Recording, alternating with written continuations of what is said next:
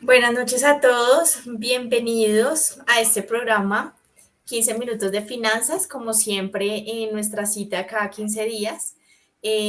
Para los que me siguen y saben que pues soy como de series, esta vez estoy súper emocionada porque estoy iniciando una nueva serie que es con todo el tema de emprendimiento y que mejor que abrirlo con un súper invitado especial. De hecho, me siento muy feliz que me esté acompañando aquí Juan Fernando López. Bienvenido a este espacio.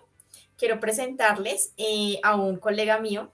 Qué chévere que hayas estudiado mercado igual que yo.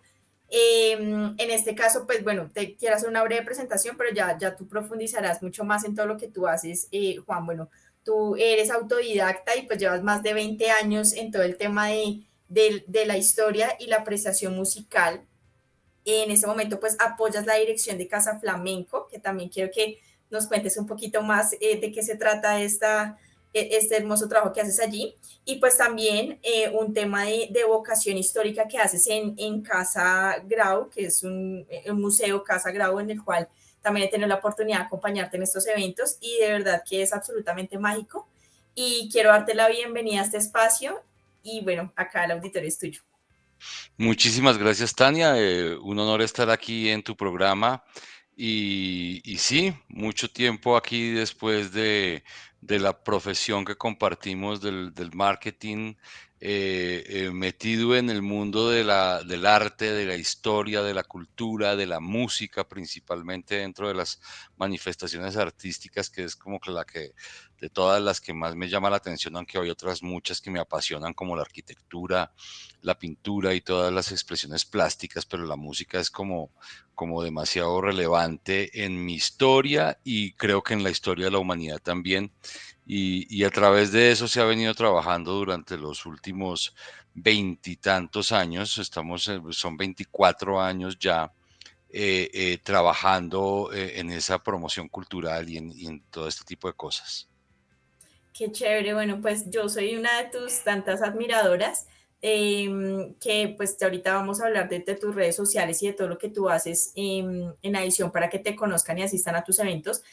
Precisamente el tenerte acá, Juan, hace que, pues primero, pues me apasiona muchísimo tu trabajo, lo admiro y quisiera que habláramos un poquito acerca de cómo, es decir, cómo has hecho de esta pasión tu labor también, pues tu trabajo, y por supuesto cómo a la larga pues transmites todos este tema cultural y de conocimientos a las demás personas.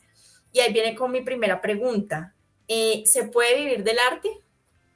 Wow, qué pregunta más buena y más amplia y de pronto enredada y complicada de responder, porque tú le puedes preguntar a través de la historia, se puede uno hacer esa pregunta.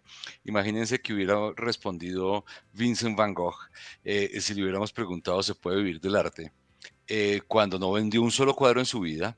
De hecho, vendió un cuadro en su vida y el único que vendió se lo compró un personaje por compasión realmente, por la situación precaria en la que estaba Van Gogh, y lo utilizó para tapar un hueco en su gallinero para que no se salieran las gallinas. Ese fue el único cuadro que vendió Vincent Van Gogh, y después de muerto, pues hay cuadros de Van Gogh que se han vendido en 30, 40 millones de dólares, que es una paradoja muy grande. Pero si le hace la misma pregunta a Herbert von Karajan, que fue el director de la Orquesta Filarmónica de Berlín durante 35 años, pues la respuesta va a ser perfectamente al contrario, porque este señor murió multimillonario en 1989 y dejó una herencia y un legado en el arte y financieramente también dejó una herencia y un legado grandísimo con una producción de una compañía que grababa videos musicales, uno de los más grandes accionistas de la Deutsche Grammophon, que es el sello disquero de música clásica más importante que hay en el mundo. Entonces, hay muchos, pongo dos ejemplos extremos de la historia de dos personajes que históricamente son conocidos, pero eso lo puede responder cualquier artista. Podemos encontrar diferentes respuestas sobre esa misma pregunta. Entonces, ¿dónde está el secreto? de que se pueda vivir realmente del arte. Ahí es que entra uno en el dilema de cómo hacer para poder vivir realmente del arte y poder tener una vida tranquila y exitosa a través de las manifestaciones artísticas y de promover el arte.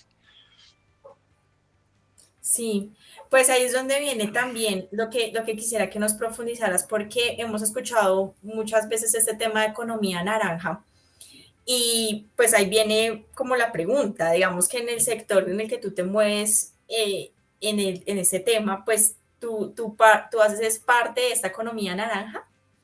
Por supuesto que hago parte de una economía naranja que infortunadamente en nuestro medio realmente ha estado más dentro de la retórica que dentro de la realidad, que haya una política clara de la promoción de la economía naranja. Y yo no estoy hablando de que esa política sea que tengamos un Estado paternalista que sostenga a los artistas, porque no se trata de eso definitivamente, sino se trata de impulsar las industrias culturales y se trata de lograr que las industrias culturales sean un motor de generación de riqueza en todo el buen sentido de la palabra a nivel nacional. Y tenemos mucha potencia para hacer eso, pero como te digo, muchas cosas se han quedado en retórica, muchas medidas, en vez de avanzar, digamos, hacia poder impulsar esto, se han retrocedido infortunadamente. Entonces, te pongo ejemplos.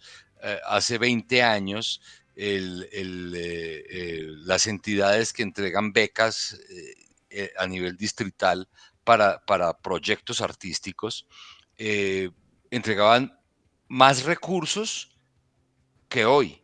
O sea, es una paradoja, ¿no? Como hace 20 años una beca tenía un monto de asignación más alto que el de hoy. Además, cuando hace 20 años, tú que eres experta financiera, uno compraba más cosas con una cierta cantidad de dinero. Entonces, no es ni siquiera la misma cantidad de dinero en monto, sino es menor la cantidad de dinero después de 20 años, porque no hay una política convencida de un país que crea que invertir recursos del Producto Interno Bruto, un porcentaje del Producto Interno Bruto en la cultura, es enriquecedor para una nación y desarrolla un frente económico que puede hacer que mucha gente progrese y que, por supuesto, cuando la gente económicamente evoluciona, pues toda la nación tiene un enriquecimiento a partir de eso, y es un rubro que no se ha explotado en Colombia y no hay un convencimiento de explotar en Colombia. ¿Sí? Uno de los frentes importantísimos de la economía naranja es el turismo. Y si nosotros nos podemos evaluar todas las cosas que turísticamente deberían funcionar, ¿y cómo se podría potenciar una cantidad de situaciones para que turísticamente fuéramos muchísimo más exitosos? Pues nos damos cuenta que no hay las medidas para que eso se vuelva una industria realmente, una economía naranja que impulse crecimiento en todos los sectores y en todos los niveles de la sociedad. Entonces, sí debe existir una economía naranja. Yo siento que las acciones que yo he hecho durante mucho tiempo pertenecen a esa parte que se llaman las economías naranja, pero falta convencimiento de todas las partes, incluso los que trabajamos en la industria cultural, y un apoyo de impulso de parte de las entidades gubernamentales para que realmente haya una evolución y un crecimiento en esas economías naranjas.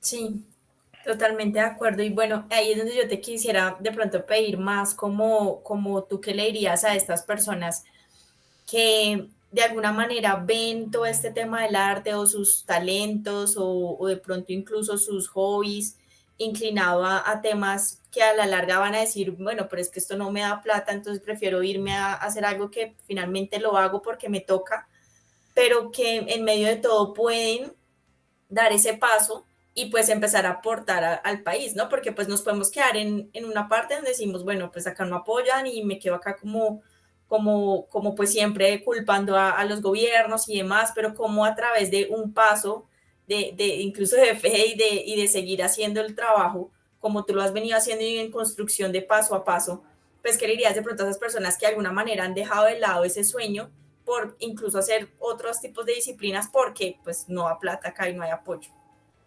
Bueno, hay unas partes que corresponden a lo que acabamos de hablar del apoyo, de las políticas gubernamentales.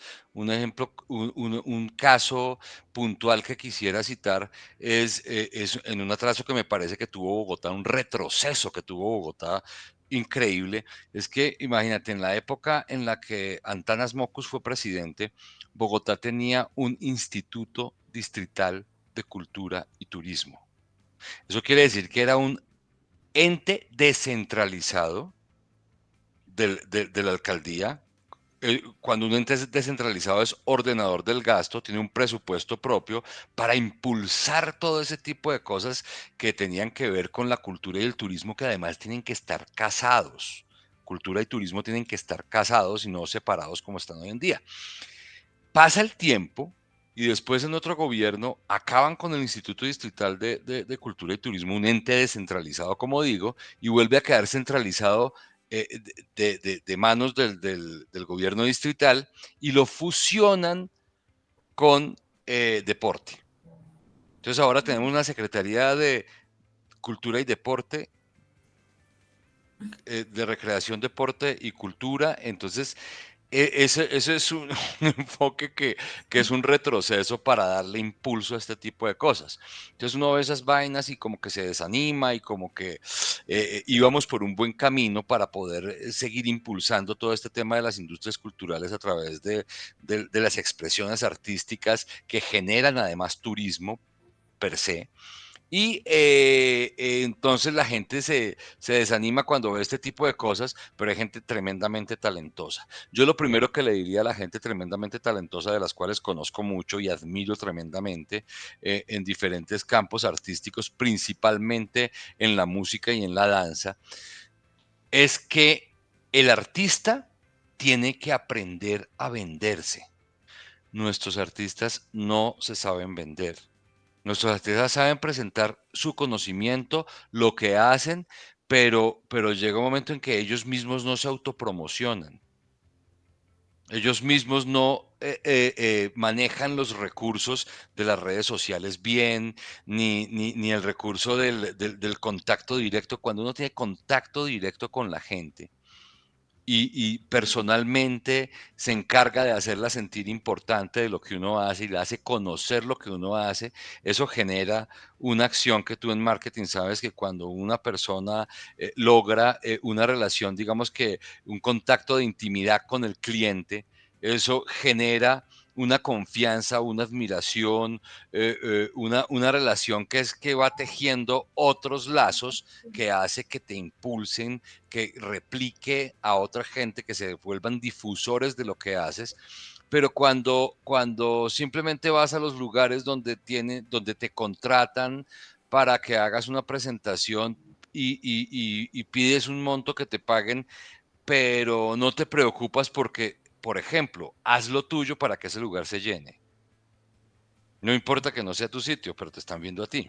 Y a ti entre más gente te vea, entre más gente conozca la calidad de tu trabajo, más impulso vas a tener dentro del mundo que estás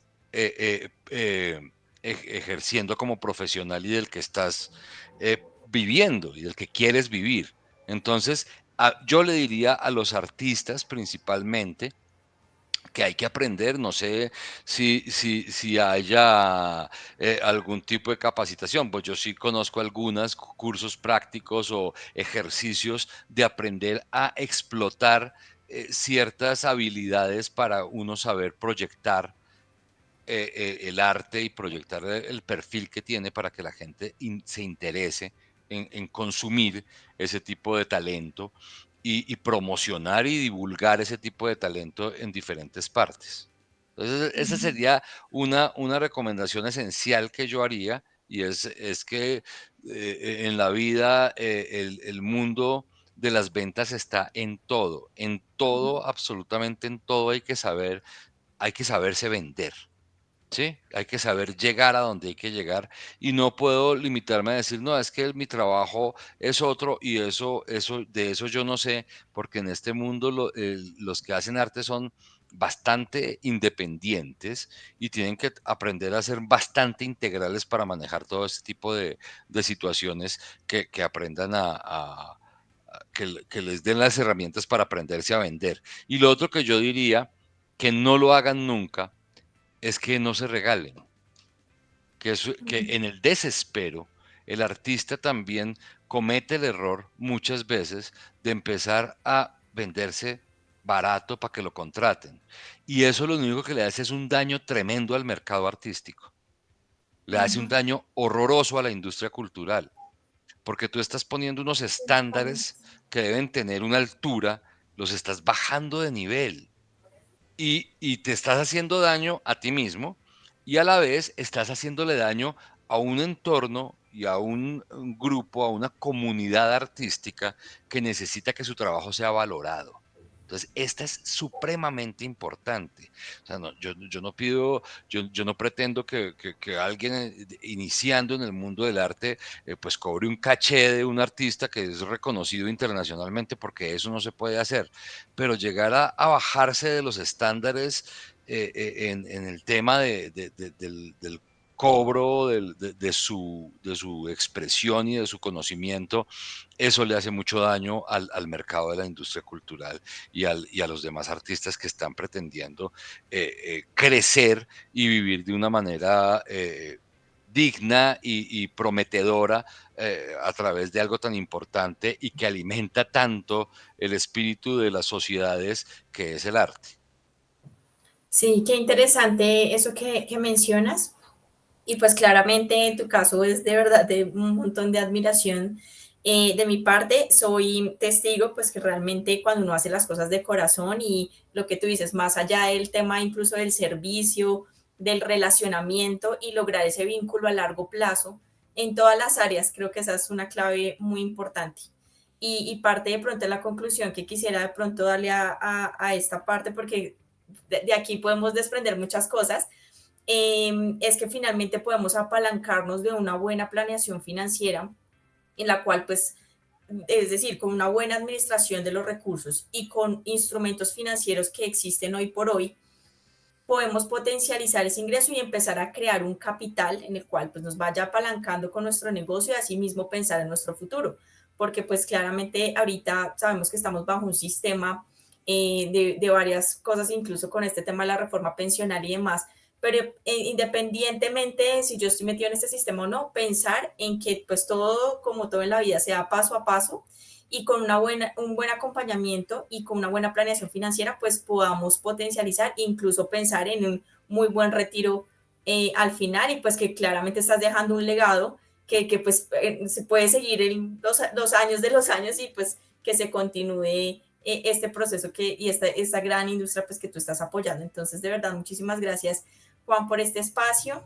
Como sabes, pues nuestro formato es un poco corto en el cual me encantaría tenerte nuevamente acá compartiendo más. De hecho, sí me gustaría que invitáramos a nuestra audiencia porque parte de todo esto que nosotros queremos fomentar aquí, hay unas actividades muy interesantes, unos cafés sonoros que haces en Casa Flamenco y aparte unas visitas en el centro de Bogotá, pues para aprender en todo este tema de volver a la fuente correcta y empezar a admirar finalmente nuestra historia, dónde venimos, nuestros comportamientos, nuestras cosas, y que los demás que a veces vemos el arte como de pronto un pasatiempo, involucrarnos más, sumergirnos más, porque claramente nos hace unas mejores personas, que eso sí estoy pues súper, digamos que súper fan del trabajo que tú haces tan bonito de transmitir esos conocimientos. Entonces sí me gustaría que nos recordaras tus redes sociales y de pronto los eventos que se vienen para estar pendientes. Muchas gracias, Tania, por todo lo que dices. De verdad, me halagas muchísimo. Me siento hasta un poquito sonrojado con tantas cosas que dices tan bellas.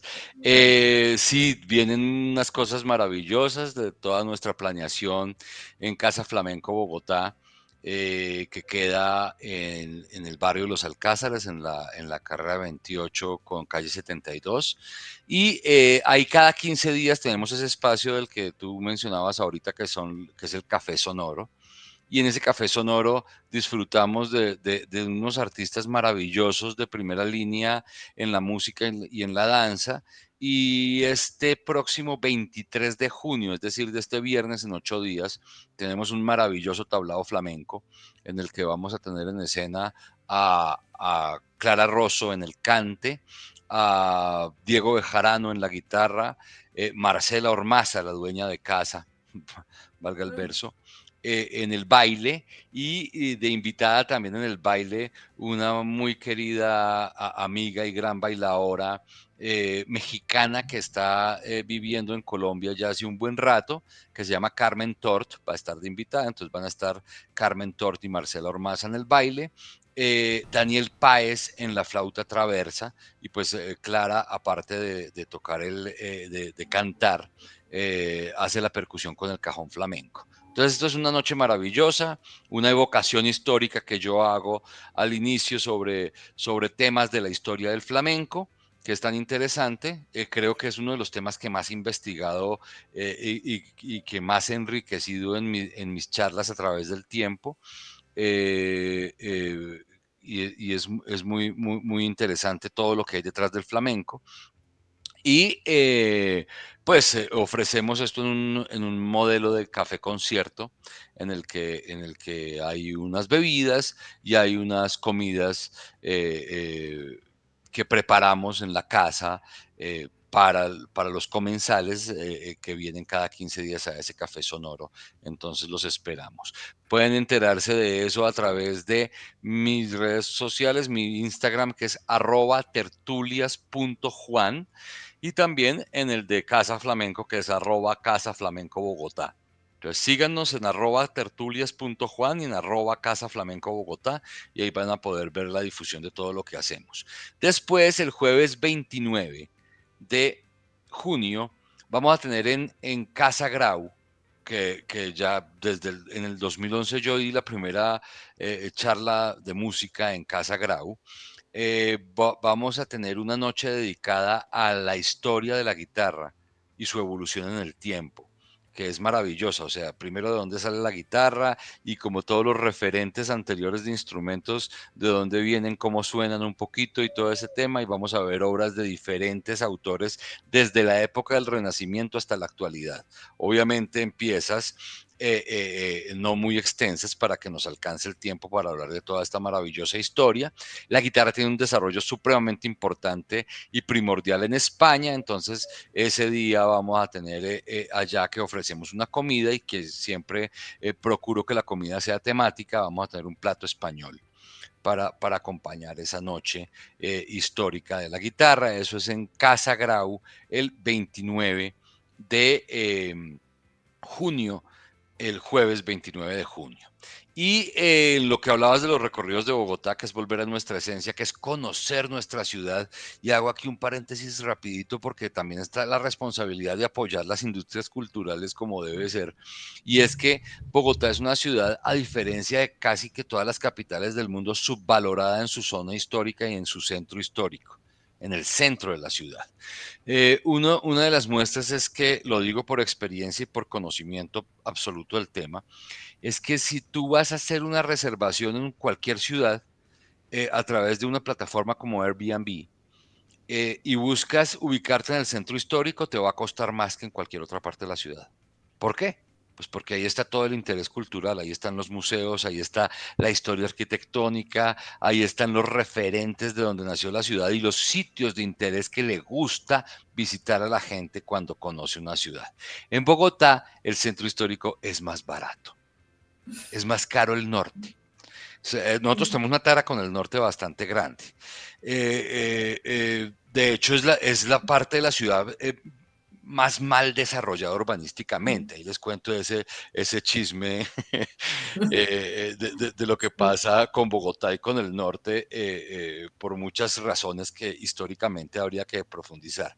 Entonces, me parece demasiado importante rescatar la historia de Bogotá. Yo hago dos recorridos, uno que es el centro histórico de Bogotá, partiendo desde el Parque Santander y recorriendo gran parte de toda esa zona de la carrera séptima y después el barrio de la Candelaria. que se puede terminar, tengo versiones para terminar uno subiendo a Monserrate, a veces la gente ya conoce Monserrate, entonces con el grupo acordamos tener otro tipo de final hacia el centro internacional, por ejemplo, y es bien interesante porque se conocen muchas cosas de la historia. Y aquí me gustaría que, no sé si me estoy extendiendo, a hablar un poquito contar un poquito de las irresponsabilidades que a veces tienen algunos de los candidatos a la alcaldía. Yo creo que Bogotá tiene una historia muy, muy triste en su administración pública, sobre todo en los últimos 20 años es nefasta, creo que no. Yo personalmente no salvo a nadie de la administración de Bogotá de esos últimos años. Y hay un candidato ahorita que está diciendo que él va a crear un centro cultural en la calle 85 con 15, una cosa así, para trasladar el Museo del Oro, porque es que por allá no va nadie. Yo quisiera invitar a esa señora que mire cuánta gente y cuántos turistas diariamente están entrando al Museo del Oro. Uno se para a las 8 de la mañana en el Museo del Oro un martes, un miércoles y ya hay fila para que la gente va a entrar. Hay grupos de diferentes partes, gente de muchos lugares del mundo, cuando lo que tenemos es que potenciar y devolverle al centro histórico la importancia que tiene. Imagínate lo que propone un candidato a una construcción que es Premio Nacional de Arquitectura de Germán Samper Géneco, hecho en 1969, y después en los primeros, en la primera década del, 2000, del siglo XXI, es ampliado y remodelado con una inversión de 20 millones de dólares el Museo del Oro para que alguien diga que va a sacar eso que está hecho ahí con tan bien hecho, obra que hay que aplaudirle inmensamente al Banco de la República para llevárselo al norte, porque es que al centro no va nadie. O sea, imagínense que lo que tenemos que hacer es potenciar turísticamente el centro, porque eso es una mina de oro. Hay que corregirle muchas cosas que todavía hay que corregirle. En lo que tiene que trabajar la administración distrital es en eso, no en pensar que tenemos que llevarnos los sitios de interés turístico histórico que tenemos para un lugar que no es de interés turístico e histórico y que no contiene el contorno de todas las cosas que están condensadas en el centro histórico de Bogotá y que son el alma de esta ciudad. Entonces está el Museo del Oro, está el Museo Nacional, está el Museo de Arte Colonial, está el Teatro Colón. Entonces, ¿qué va a hacer? ¿Va a sacar todo eso de ahí para llevarlo a un lugar de la ciudad? No, no entiendo realmente. En vez de Sí, no, potenciar, es ilógico. es perfectamente ridículo la propuesta. Entonces, el siguiente recorrido por Bogotá va a ser el sábado 8 de julio en @tertulias.juan. Pueden enviarme un mensaje preguntándome. Yo oportunamente empezaré a hacer la difusión también por Instagram, a través de historias, a través de Reels, para que nos acompañen y para que se sumen a este maravilloso recorrido y le devolvamos la importancia al centro de Bogotá. Qué bien, muchísimas gracias, Juan. Sí, de eso se trata, que pues precisamente todos apoyemos este tema y pues, mejor dicho, o sea, evitar que pasen este tipo de cosas porque pues tras de que ya está súper desvalorizado todo este tema, pues no podemos dejar que estas personas que pues finalmente se nota que no conocen todo el tema de historia y demás, pues tomen ese tipo de decisiones. Yo de verdad soy muy fan de todos tus planes, me apunto a todos y pues la idea es que, pues, es decir, acá claramente mostrarles que sí se puede emprender, que es por el arte. Claramente, pues saben que también cuentan conmigo en todo este tema de apalancarnos, sobre todo en esta base financiera que se puede tener. Y pues bueno, pues encantaría acá seguirte teniendo en estos espacios. Juan, muchísimas gracias por estar acá, por acompañarnos y bueno, a todos que nos sigan. Y ya saben que pues estamos súper presentes aquí cada 15 días con esta serie de emprendedores. Nos vemos para la próxima. Gracias, Tania. Y yo creo que es demasiado importante lo que acabas de decir. Alguien como tú, haciendo un seguimiento, una consultoría a todo este tipo de industrias culturales, a personas que necesitan una luz para empezar a ver cómo capitalizan ese conocimiento y esa expresión, es fundamental para que la industria cultural evolucione. Así es, muchas gracias. Entonces nos vemos en la próxima. Un abrazo a todos. Vale, Tania, muchas gracias y chao, chao a todos.